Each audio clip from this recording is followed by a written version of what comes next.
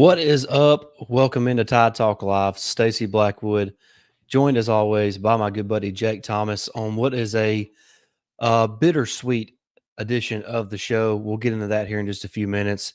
But thank you guys so much for watching. Thank you for tuning into our show.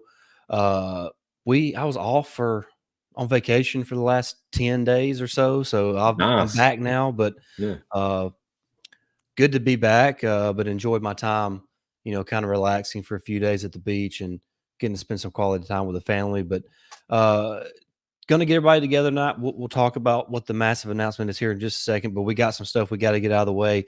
Make sure you do like, share, and subscribe here on YouTube. Continue to build the audience here at Tide Talk Live. We would greatly appreciate that. Jump in the comment section. Give us your thoughts and opinions on the Crimson Tide. Make sure you follow each of us on Twitter. I'm at Blackwood89. He's at Jake Thomas TTS. So Yep. boost our followers over there as well. We are presented by Believe and brought to you by betonline.ag. And we'll tell you about BetOnline here in just a minute. But I do want to get to the main focus of the show today, of the announcement, and it's a bittersweet day, I guess, is the best way to put it. But this will be my last show with Tide Talk Live. Tide Talk Live is not going away, but I will no longer be co-hosting this with Jake. But Jake's going to be here to carry the torch. I have been presented with an opportunity elsewhere that I just cannot turn down. So you'll know more about that when August rolls around. But uh, just know this is my last show with Tide Talk Live, and like I said, this is a bittersweet moment for me. For those of you who don't know, me and Jake are cousins. We're more like brothers, though. Yep. Grew up together, spent most every day together growing up, and we decided to start this show. I think we talked before we went live. I think 7 years ago this August. Mhm. So we have been riding together on this endeavor on the podcast platform, YouTube platform, and now it's created an opportunity for me that, like I said, I just can't pass up. Jake is thankfully and graciously supporting me 100%, and I can't thank him enough for that, because breaking the news to him was a really tough decision for me. But like I said, this is my last show with Tide Talk Live. What a run it's been, Jake. Yeah. I don't even know where to begin in that regard. Yeah, man. We talked about it several times when we did our very first episode. We sound like two hillbilly hits. Just I still can't talk correctly, but we improved ourselves. We got less camera shy. And we got a little bit better talking, better speaking, come up with a lot more topics.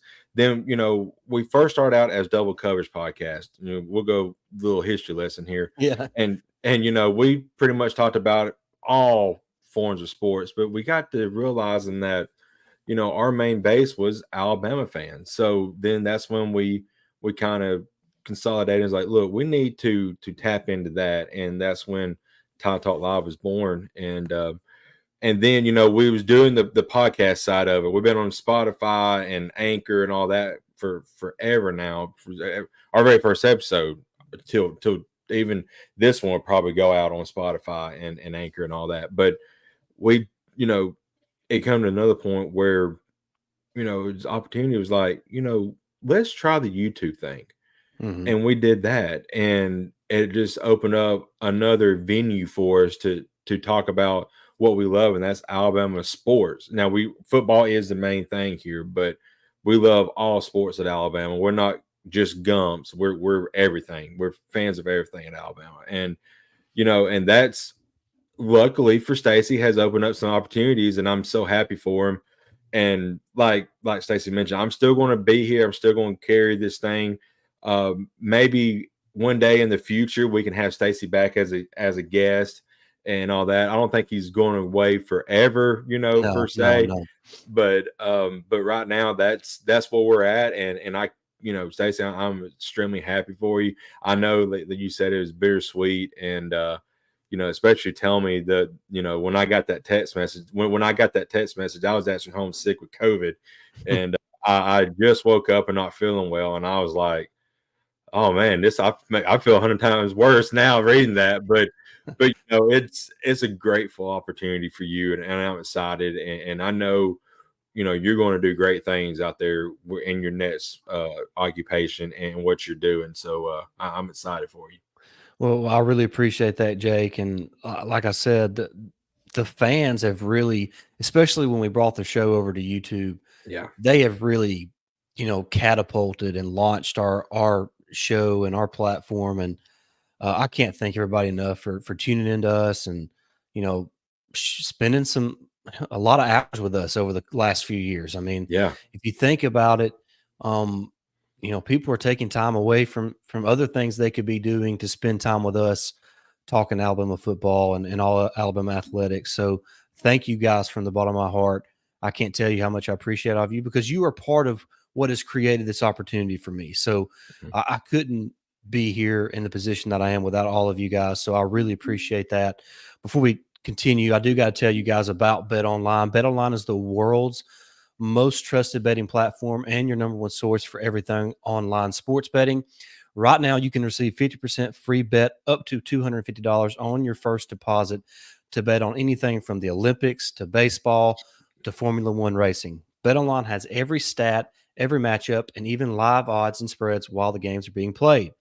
Then, when the game's over, head on over to our online casino and get on a game of blackjack, poker, or just simply unwind with one of our over 150 slot games. Head on over to betonline.ag today to get in on the action. Use promo code BELIEVE, that's BLEAV, for your 50% free bet credit on your first deposit up to $250. Bet online, the game starts here. All right, guys. So if you're just now joining the show, the massive announcement is that this is my last show with Tie Talk Live. I've been presented with the opportunity that I just can't pass up within this realm, just so everybody knows. So you're going to be seeing me, just you won't be seeing the Tie Talk Live, and you unfortunately not seeing Jake there alongside me on the screen. But it is a bittersweet moment because I'm excited about the opportunity, mhm. but it's hard to leave this specific space that we have here at Todd Talk Live because I believe it's a group of special fans Yeah. and what I can't express what you guys mean to me. So thank you, like I said, so much from the bottom of my heart. You have helped create this opportunity for me, and I couldn't be more excited for not only what I have moving forward, but also what Jake is going to continue to do here at Tide Talk Live as I move on to other avenues. Mhm. Just get to the chat real quick. C Bama says, Roll Tide. Good to have you. Roll Skip Tide, says, Roll Roll Tide. Tide. Justin Summerlin, Roll Damn Tide, everybody. Bama will keep rolling. College football on notice. DeBoer is the new era Nick Saban. That's certainly a take, but it's something that I'm becoming a believer in more and more every day. No doubt about it. Stacy, I think I read it's been maybe a month or two ago, and it might have been posted on one of our other videos, but this particular person has said, you know, Nick Saban stepped back and he pretty much quote retired, but he gave his services to Kalen DeBoer and still recruiting for Kalen DeBoer. It may be the most ingenuous thing that Nick Saban has ever done for the football at Alabama. You know, just by doing that, just getting a group of like willing coordinators and assistant coaches and stuff that are hungry and things like that. um you know I don't see this team. I know there's something that come out today about the team maybe being like 10-2, 9-3. I don't see how this team loses 3 games. And I did say 10-2 record, as my prediction. But honestly, the closer we get to football season, I'm getting more homer in me, but I just don't see outside of Georgia, I don't see anybody beating Alabama, honestly. And I Yeah, really don't think Georgia can beat Alabama. well, I mean, look, Alabama's the last team to beat Georgia Yeah. in the SEC championship game. Basically, both teams are, lost relatively the same amount of Hmm. production. I mean, you can nitpick some certain areas, but I think overall, and the proof's in the pudding. Look at what 247 put out. Alabama has the second most percentage of blue chip players on their roster. So the talent, the talent on the roster is not in question. That can't Right. be brought. That cannot be part of the equation. They're just as talented as Georgia. They're just as talented as Ohio State. They're just as talented as Texas, as Oregon, and all these other elite teams in college football entering this season. So you can't talk about player or personnel. Right. The Yep. personnel is there. Mhm. Okay. So, yes, you lose the greatest college football coach of all time, but who do you replace him with?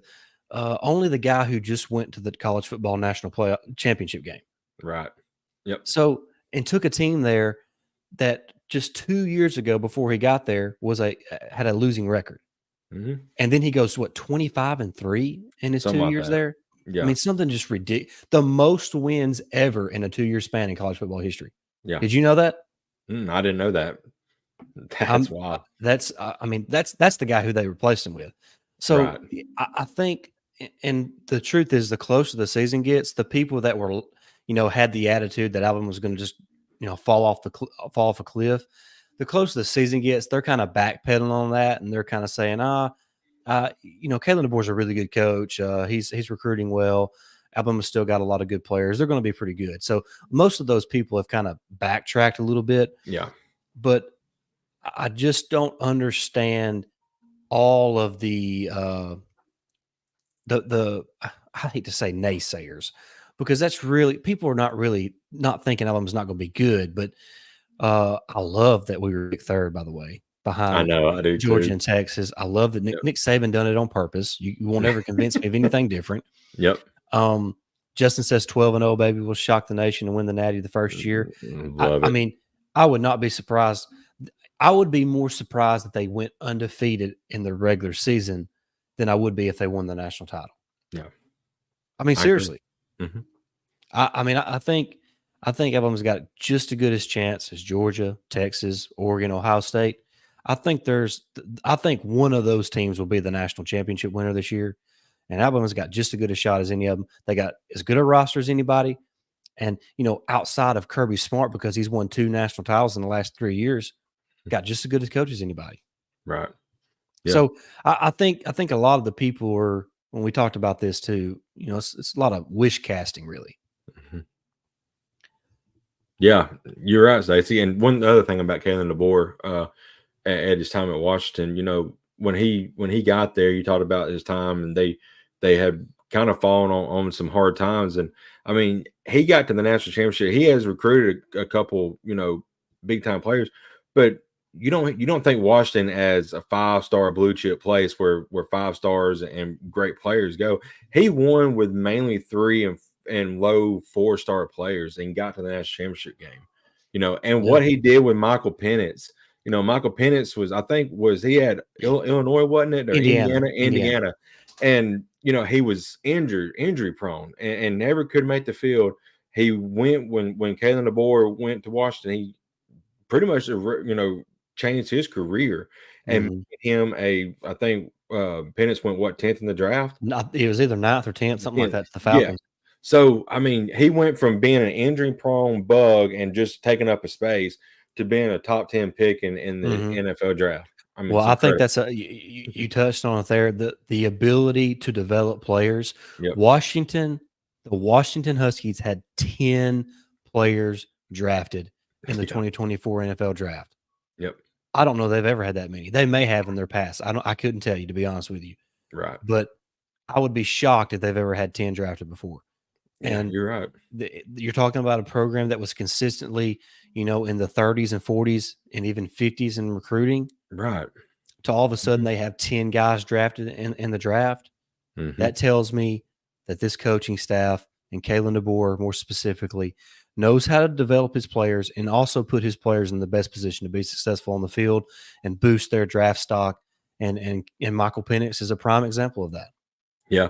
And I think that was one of the keys that Nick Saban and Greg Byrne, honed in on when they was looking for the next replacement coach for Nick Saban is player development, and they got probably one of the best in the business for sure. And it just shows how good these guys are, like Greg Byrne and Nick Saban, because I'm sure he was, even if it was slightly involved, he had to have a little bit of conversation with Right. Byrne, I would imagine. But when we're in that moment, everybody's talking about Dan Lanning and some other names, and Kalen DeBoer's name was mentioned too. But to me, now in hindsight, it's 2020. Mm-hmm. There was not a more obvious choice than Yeah. Kalen DeBoer. Right. I mean, that should have been your one and only phone call if you're Greg Byrne, and it probably was. Mm-hmm. I know we talked about Steve Sarkisian. We talked about, like I said, Dan Dan Lanning. Lanning. But Yeah. to me, I mean, you're talking about a guy that's 5-0 against those dudes. Yeah, he is. It was a no-brainer who the first call should have been, and credit to Greg Byrne for in about 48 hours from Nick Saban retiring, he's got Kalen DeBoer on a jet to Tuscaloosa to welcome him as the next football coach of Alabama. So, Yep. and the way he is just, the transition has just been incredible. Yep. And I just couldn't be more excited for what the DeBoer era is going to bring. And like Justin says, that offense, they have a chance to be elite. Special. Yeah. I mean, you're talking Special. about the best interior offensive line in the country, guard to guard. You got Caden Proctor, who's going to be a year better, a year more mature. He's getting his body in better shape at left tackle. You're either going to have Elijah Pritchard or Will Conformby at right tackle. Either one is a good young player with a lot of upside. Mm-hmm. So even if you have some struggles early on, you can survive. Yep. Yep. Then you look at the weapons. I mean, Jalen Milroe may be the biggest nightmare of a game plan in college football because he's just so elite athletically. You look at the running backs. I think the combination of Richard Young, Jam Miller, and Justice Haynes is going to be as good as anybody has in the country. Wide receivers have some stuff to prove, no doubt. Right. They have some stuff to prove. Kendrick Law's got to prove some stuff. Kobe Prince has been a good player his first 2 years, but can he be a go-to guy? Ryan Williams, all the accolades coming in, but I think he can be a good player. So I'm confident that this receiving group can put it together and make plays, especially in this type of offense that Kalen DeBoer and Nick Sheridan is going to run. Absolutely. And speaking of the wide receivers, they have one of the best wide receiver coaches in Jamarcus Shepard. So, I'm excited to see this dude, especially, it seems like we've had some good wide receiving coaches, but this guy right here, he gets the best out of his players. So I'm excited to see this, like you said, Stacey, this wide receiver group grow because there's a lot of talent there. Like you said, Kobe Prentice, Kendrick Law. I was hoping Kendrick Law would have made that turn last year, but he never really did. I feel like he can be a X factor for this team this year because they can put him in the backfield, line up right beside a running back. They can move him in the slot. I mean, he's also a guy that you have to prepare for, and because he can be dangerous in the open field.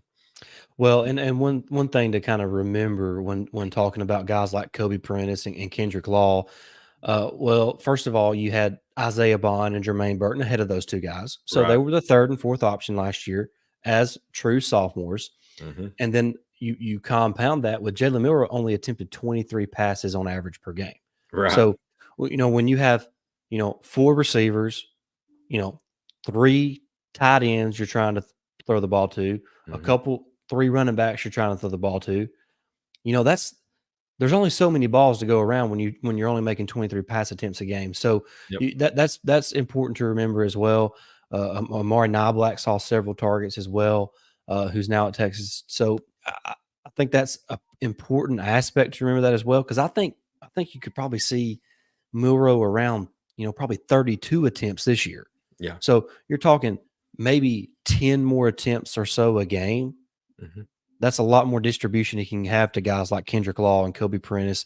Get those guys more involved and let the playmakers make plays, which I think is something that, they wanted to lean on that running game last year because they were breaking a new quarterback. They had that big offensive line who really didn't live up to expectations really until that SEC championship game when they just completely dominated Georgia. But I think with Milroe a year under his belt, DeBoer is a more QB friendly top coach, an offensive coach. I think you're going to see a more focused or a more an offense that's more predicated to getting the ball to the playmakers to make plays. Yeah, I agree, Stacy. I'm excited about this offense for sure, and I want to go to Justin's point about the 4-2-5 defense. I'm really excited to see this as well. Now we talked about it's Alabama has kind of run like a version of the 4-2-5 for a Mhm. while now, but Nickel, this is a nickel yeah, defense, it's a really. nickel defense. Yeah, but from what I've been seeing and what I've been hearing about this style of defense is the attacking ability downfield, and I feel like we have the guys that can attack, the downfield aspect of it. I don't think you're going to see a lot of guys on sweeps get to the second and third levels. We're going to have a point of attack right at the line of scrimmage. So I'm really excited about this team, and I know we still got another month to get through, but fall camp's coming up, so we'll start seeing a little bit more. But man, Mhm. I'm so ready for football season. Yeah, they start practice. The players report a week from today, Hmm. and they will start practice on July 31st, which is next Wednesday. So it's here, guys. I mean, it's It is. basically here. Unbelievably, it's here. So Yep. that is exciting. And in terms of the 4-2-5 defense, I think what I'm most excited about is that Kane Womack is an aggressive style coach. Yep. He's going to coach his players to be ultra aggressive. Hmm. So there may be some big plays, but they give up big plays under Nick Saban too. Right. But I think you're going to see a lot more forced turnovers, a lot more negative plays. Now, when you talk about concerns about this team, I think offensively, I'm pretty confident everywhere. Right. For the most part. Hmm. Defensively, there's really two places that bother me a little bit. And when I say concern, this is relative to an out. This would not be a concern anywhere, but this wouldn't be a concern at. This is a concern everywhere else. But Alabama is just a little bit different because Right. you're judging them against other Alabama teams. Yeah. What do we do at edge? Hmm. Because Dallas Turner's gone, Chris Braswell's gone, and this 4-2-5 scheme, you really only kind of have one of those type of players. Is it going to be Q Robinson? Is it going to be Keanu Coote, who's turned a lot of heads? Hmm. So I kind of wonder how good of a pass rush we're going to have off the edge, because I think you need to be solid there if you're going to take that defense to the next level. And it also kind of ties into the other concern, which is at corner, Yeah. because look, Damani Jackson was a highly rated recruit, but I mean, let's call a spade a spade. He struggled his 2 years at USC. Yeah. He didn't play like a 5-star guy. Now he was injured his freshman year for a lot of it with a knee injury that he was just really kind of getting back from. But he was healthy last year and still didn't perform to the level that he's capable of. Now, some of that probably had to do with terrible defensive coaching that USC had. A lot of it had to do is that he didn't have the type of dudes surrounding him as teammates on that defensive side of the ball. So I think that will help improve his play. But he certainly has the tools to be an elite corner. Hmm. Then opposite to him, is it going to be Deshaun Jones from Wake Forest? Is it going to be Xavier Brown, Zay Mincy? What do we do with that corner opposite of Damani Jackson as well? Because, you know, if you got some weaknesses, like let's look on the other side of the ball. I guess the other weakness on offense is probably right tackle. Yeah. You can kind of disguise that, Jake. You Hmm. can, bring a tight end as an extra blocker. Use a back to hit him a little bit and give a little extra time. You can disguise that a little bit. You can't disguise a guy getting beat Right. over Exactly. the top. So there's only so much you can do to help cover up deficiencies in the secondary. But I am confident because Malachi Moore's back there. I think Devontae Smith's going to put the world on notice. I can't think Keon Sabb's going to put the world on notice. Hmm. But what does those two cornerbacks look like? I think Damani Jackson's going to be solid. But what does that other spot look like? Maybe it is Deshaun Jones, and maybe he comes in as a really good player. He was a good player for Wake Forest, but this Yep. ain't the ACC anymore. No. So what does that look like? Or does Xavier Brown, the 5-star freshman, beat him out? I mean, Hmm. he was there all spring. So Yeah. just some question marks to look at in relative to the defense that I think are fair to point out. But I think overall, this team, I think you got as good a special teams unit as anybody in the country with James Burnett and Graham Nicholson. So you're A+ there. I think Yep. you're probably A- on offense, and you're probably going into the season a B+ on defense with the potential to be an A- or an A+. And this offense has a chance to be as good as anybody in the country. So the ingredients are there for a championship football team. Yeah, I agree, Stacy. We have strengths and we have a few weaknesses, and you know, I feel like every team out there has a weakness of some sort. So, you know, I think Alabama, if they can figure out those weaknesses early on in the season, we really don't have a big challenge to the third game of the year with Wisconsin. We got to go to Wisconsin now. They're kind of been down, but I mean it is going to be at Wisconsin. Let's see, that's going to be what, middle of September, end of September. So it's probably going to be probably getting colder up there. I Probably don't know. not I don't know as what the cold. weather's like in September in I Wisconsin. I don't either, but it's not downright cold. Like, so I think we'll be all right there. Yeah, And weather then shouldn't be an impact in that game. right, and then of course that fourth game. Thankfully we get it. We get it an off week before Georgia. We can see those weaknesses in the Huge, first three huge. games. Yeah, and work on that a whole week before we had to play Georgia. So this coaching staff, man, I think like you said earlier, they're gonna have our players playing at their best. When it counts, and they're just hungry, and this team's hungry, and there's just something. I felt a special spark with the team last year, but it kind of fizzled out.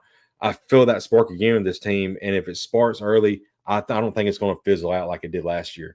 It's going to stay here all year, and this team is going to be special. Yeah, and that's another important part of having a championship football team is player leadership, and I don't Hmm. think you can question that this year. Guys like No. Malachi Moore, Hmm. Deontay Lawson, Tyler Booker, Jaden Roberts, Jalen Milrow, the Hmm. leadership is there. So Yep. that's another important piece of the pie for Alabama this season. Yeah, absolutely. And credit, and we would talk about it too. Credit to Kevin DeBoer and the staff for keeping those leaders, Yeah. on the team. We did lose a few guys, but the core nucleus of this team stayed whenever Hmm. the transition happened. No doubt about it. Yep. Oh, So, anybody else got anything in the chat?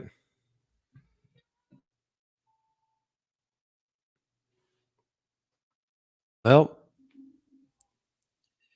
if that's it, we'll we'll begin to wrap this show up. Once again, it's we are brought to you by the Believe Network and presented by betonline.ag. So make sure you check out those guys at BetOnline for all your sports betting needs. The massive news here tonight is that this is my final show with Tide Talk Live. Bittersweet moment for me is this is something that Jake and myself have built. Uh, Fisting to enter our seventh season, or would be our seventh season together. So, Hmm. um, bittersweet moment for me and Jake as well. It's tough to kind of say goodbye to this, but maybe it's just not a goodbye and it's just a see you later, which I'm hoping it is. But I just got an opportunity presented to me that I cannot pass up on. So you'll still see me in this type of setting, just the surroundings will be a little bit different. So the Hmm. presentation will be a little bit different. But that's all I can say right now. But you'll know more on August 1st when things are officially announced. But this is my last show. I can't begin to tell everybody how much I appreciate what this show has meant to me, what it's meant to Jake, and how much we appreciate all you guys for tuning into us over and over again, and just listen to us ramble about some Alabama athletics. Yeah, absolutely, Stacy. I enjoyed doing this last almost 7 years with you. Like I say, we can go back and talk about the past and how we was just sitting there one day talking. It's like, when do you start our own I podcast? think we were on the golf course, wasn't we? We was probably on a golf course, yeah. And it's like we need to start our own podcast. And like I mentioned, we started out as a double coverage podcast and we talked about all sports, but then we honed into Tide Talk Live and just focused on Alabama athletics. And it's been a fun ride, man. Like Stacey said, this is his last show. I'm still going to be here. I'm going to still keep this train rolling. So don't unsubscribe or anything. No, no. Yeah, I'm still going to do some shows. I will, like I said, fall camp starting to Fitz can come up here in a couple of weeks, so I'll be in tune for that and getting ready and get some reports out. Talk to you guys about it, and you know, hopefully one of these days, Stacy can come back on as a guest, and we'll get his knowledge of the game as well, and find out how he's doing at his next chapter of his life. So, really excited for you, Stacy, and appreciate you doing this with me, and I appreciate you, nearly 7 years ago when thinking about me doing a podcast with you, because it's been well, if it's lose a clean rating, it's been a hell of a ride for sure. No doubt about it. I can't believe it's lasted Yeah, as long as it has. Um, I I didn't think we'd make it one season, I know. much less 6 seasons, and we were full steam ahead, fisting to enter our 7th season until this opportunity came about, and so and none of this is possible without the subscribers on YouTube, Hmm. the people that listen to us on podcasts, which is, I mean, a lot more than I ever imagined. I mean, we get 300 downloads a week on podcast form. It's just incredible the support that we've received on this show, and I thank you from the bottom of my heart for allowing me the privilege of talking some Alabama football and Alabama athletics with you guys. So thank you so much. Like I said, it's not goodbye; it's see you later. Make sure you keep your eyes put on YouTube and other avenues for me, and I'll see you guys there, and I look forward to seeing what Jake does with the channel. I think this channel has a chance to be special. I hope he builds it to the biggest brand in Alabama athletics. So uh, good luck, Jake. I love you, buddy. You're like my brother, and Oh yeah. like I said, it's not goodbye. It's just see you later. And like Jake mentioned, there shouldn't be any problem with me coming on as a guest from time to time to chat it up with the fans of Tide Talk Live. So, guys, thank you so much for your support, and I look forward to seeing you guys real soon. Make sure you do like, share, and subscribe here on YouTube to Tide Talk Live. Get Jake to 3,000 subscribers before the start of the football season. Do it right now. Help him out. But that's going to wrap it up. And for Mm. my final sign off with Tide Talk Live, thank you so much. Look forward to seeing you guys again real soon. But until then, roll Tide. Roll Tide.